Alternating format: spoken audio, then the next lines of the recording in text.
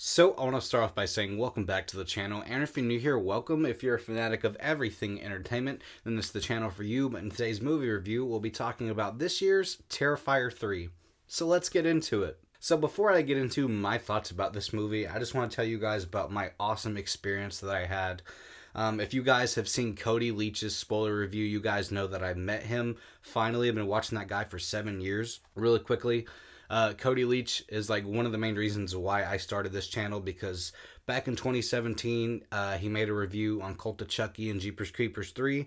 I've been hooked ever since, but beforehand, I was always watching, people like Chris Stuckman, Jeremy Johns, and the Flick Pick, and I always thought that those guys were, the elites, like, no one can really touch them, like, I didn't look at them as regular people that just so happened to make it. I thought they were like this bigger than life entity, And then when I saw Cody Leach's video on Cult of Chucky and Jeepers Creepers 3 back in 2017, he only had a couple thousand subscribers at the time, and I looked at that and I'm like, I can do that too. Like, he's one of the main reasons why I have this channel. So to finally meet him after 7 years is awesome. Like, I managed to get off work early, and then I drove to Planet Fitness to take a shower, and then I drove 4 hours all the way to Savannah just to meet this guy. I waited in the parking lot for like 30-45 minutes, and I was like, oh my god, I'm about to meet, one of my favorite YouTubers of all time. Like, he's top 3, top 5, somewhere in there. Like, even if I'm not interested in a movie that he's talking about,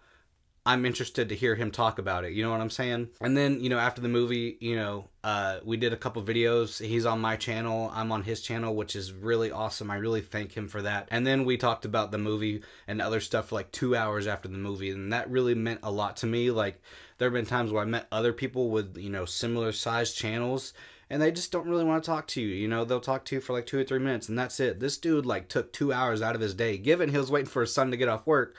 But he gave me 2 hours of his time, and that really does mean a lot to me. And then I drove 5 hours home because I work an hour away from home. So I got there in 4 hours, came back home, and it took 5. But I think it was worth it. Getting to watch one of my most anticipated movies of this year with one of my favorite YouTubers of all time.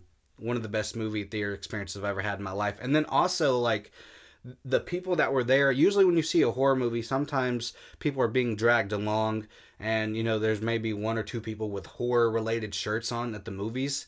Everyone here was wearing a horror related shirt. 80-90% of people were wearing Terrifier shirts, like myself, and then the others were wearing either Halloween or Friday the 13th, so on and so forth. Like, that was awesome. For this theater to be mostly packed with horror fans, everyone wearing Terrifier and horror-related t-shirts, was awesome. I felt like I was with my people.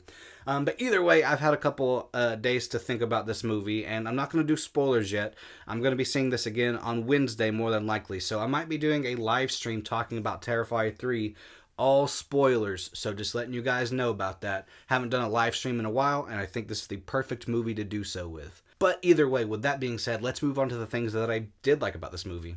So, I've messed up this phrase before when I was on someone else's channel, aka Rambling Movie Takes. Make sure to check him out too, because I got to talk with him as well. Like, it was just me, him, and Cody Leach talking for 2 hours. Really cool guys, man, and I recommend you subscribing to his channel as well. But like, on his channel, I messed it up. I'm like, you know what you come for with these movies, or you get what you come for with these movies. And then when I said that on TikTok, people were like, what? You guys know what I mean. Like, we're here for a bloodbath, and that's exactly what we get with this movie. I think the kills in here are absolutely top-notch. I will say, everyone's been hyping up that first 10 minutes. I don't think it's as bad as people say. I think it's as tasteful as one can do while harming children.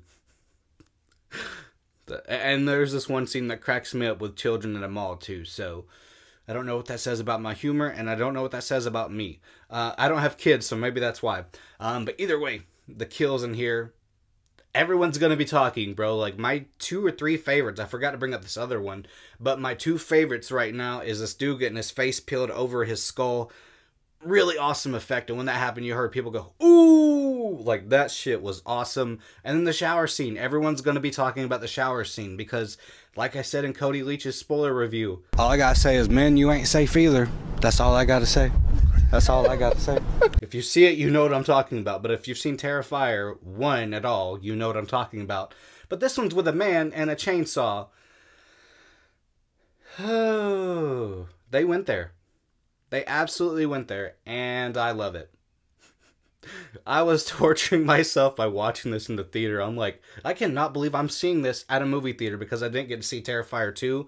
So this is my Terrifier 2 experience. Like, being able to see a movie like this in the theater is absolutely crazy. And they ID'd us twice, which is crazy because it was a double feature with 2. So they looked at our IDs for Terrifier 2 and they looked at our IDs for Terrifier 3. But somehow I managed to slip by with Terrifier 3. I went outside, came back in. They didn't ask me for my ID. I didn't see no one there. I just walked in. I'm like, I'm not waiting in line to get ID'd again. But the kills in here, yes, they do justify that NC-17 unrated rating. Like, dude, the kills in here. But you can't talk about the kills without bringing up Art the Clown, portrayed by David Howard Thornton. David Howard Thornton, I've said this before, Damien Leone got lucky with this man. I mean, Mike Gianelli did good in All Hallows Eve, but David Howard Thornton just brought it to another level. He is one of the main reasons to watch this movie. There's a couple of other people that stand out as well, like Lauren Lavera as Sienna. She was great in the second film. This one, she's a bit more unhinged, and I don't know if I prefer her performance in this one or 2. I'm still debating on that because I think she does great in both portrayals of the character, you know? I forgot to bring up the other kill. There's one with rats. If you've seen it, you know what I'm talking about. That one really disturbed me. I'm like, holy shit, they're going there, bro. But also, Vicky in here. I will say the most disturbing scene to me in here is not a kill. I mean, it does take place during a kill, but it's not the kill itself. It's when Vicky is watching Art the Clown kill somebody, and she's pleasuring herself with a knife. What? That disturbed the fuck out of me. I'm like, yep, they're going there, which you know what to expect when going into these movies, but sometimes they still surprise the fuck out of you, man. Like, this one I was watching, thankfully they don't go into detail and show everything, but you see blood on her legs, and I'm like, we're really doing this, aren't we? What the fuck? And then the story in here I thought was pretty solid as well. You have Sienna coming out of the psychiatric hospital, and then she's being taken home by her aunt and uncle and her little cousin. I think their family dynamic was great. I loved mostly everyone in that family, you know. You had the little cousin, she's a little snoop, and then you had the aunt and uncle, and for the most part, they're trying to hold everything down, but with Sienna having her little episodes, I get it gets frustrating, but they're doing their best. But everything to do with them, it was pretty good. I don't like the dynamic as much as I do with the family in the second film with her brother, and her mother. I still prefer that, but this is still a close second. When I posted my out of the theater reaction on TikTok, people were like, you don't come to these movies for the story. I mean, if you go from Terrifier 1 to Terrifier 2, you can know that there's a big jump up in story. There's hardly a story in the first, but there is a bit of a story in the second. And same case with the third, you know? I mean, yes, mostly everyone goes there to see blood and gore, me as well, but the story is just the cherry on top. And this film has like the funniest scene to do with Art the Clown. You know, in the second film, it's basically him at that store, at the Halloween store, you know, wearing those sunglasses and trying everything on. That's funny, and it still is. But I think that this movie has the funniest scene in the entire franchise when Art has to meet Santa. And speaking of Art, like David Howard Thornton, I brought this up before, this man can make you laugh, but he can also terrify the fuck out of you, no pun intended, in the next scene. Like, this whole scene was funny, and then what he does to Santa and everyone else at the bar, you're like, yep, I never want to be in the same room as this guy. I will say this, like, if I was in a horror movie, I would love to die by Art the Clown, but if I was out by myself, not on a film set whatsoever, I'd rather get killed by like Michael Myers, Jason Voorhees, Chucky. I want to stay as far away as I can from Art the Clown. That's all I gotta say. Also, the cameos in here are fantastic. I'm not going to get into every single one of them, but there's quite a bit more than there was in the second film. There's only 2 in the second. There's like 4 or 5 in here.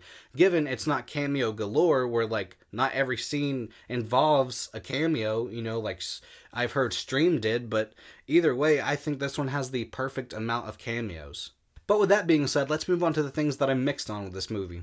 I'm going to go with the ending on this one because people have said this with the second film. That third act does go on for quite some time, and it does, because I watched Terrifier 2 a couple weeks ago, and then I watched it again the other day for this double feature, and you can definitely feel the runtime. So I feel like Damien Leone was listening with that, and he was like, okay, well, I got to shorten it. Now it feels too short, you know? I feel like they could have added another minute or two. That's just with the ending. Like, I felt like it was a tad bit rushed, not too much. But I will say that, like, I like where this film leaves off, because with the second one, when that one ended, I was just pissed off. And I'm not really excited to see where this franchise goes. Given this was the first time I watched it, like I said before, I've grown to love the first two movies. So yes, the ending does feel a bit rushed, but I will say it does leave you wanting more. And the pacing throughout was great. Yes, it's like 13 minutes shorter than the second film, but I think that this one, you know, on a first time watch, even though it's paced really well, there's just so much coming at you within that 2 hour and 5 minute runtime that, like, whenever I did an out of the theater reaction with Cody Leach, I still wasn't able to process my entire thoughts, you know? So with that being said, let's move on to the things that I didn't like about this movie. And I heard this going into it, but the character of Mia, which oddly enough is the name of my cat, really funny, but the character of Mia, she is this really inconsiderate podcaster that talks about true crime, and she does it in the worst way possible. You know, she has no feelings for anyone whatsoever. And then when she tries to talk to Jonathan and Sienna about wanting to join her podcast, she just goes about it in a very unprofessional way and very inconsiderate, and just doesn't really feel for the person that went through their trauma. I didn't like her as a character. I was warned going into it, but she's like the main thing I did not like about this movie whatsoever. So my neighbor just so happened to turn on the lawnmower when I'm recording. That's the joys of recording YouTube videos, and his dog started barking. So if you guys can hear that, I'm very sorry. So I'm going to try and get this out of the way as quickly as possible. But with that being said, I'm going to be giving this year's Terrifier 3 an overall grade of a 74%. As you guys may know, the first time I watched the first two films, I did not like them whatsoever. This one, I enjoyed it quite a bit more than I thought I would on a first time watch. Given it's not perfect, but I still think it is a worthy installment in the franchise. But I will be seeing it again on Wednesday, more than likely with my wife, so I can torture her with these scenes. But either way, with that being said, let me know in the comments below what you thought about this movie. And as always, I just want to say thank you for watching my videos, and I hope to see you in the next one.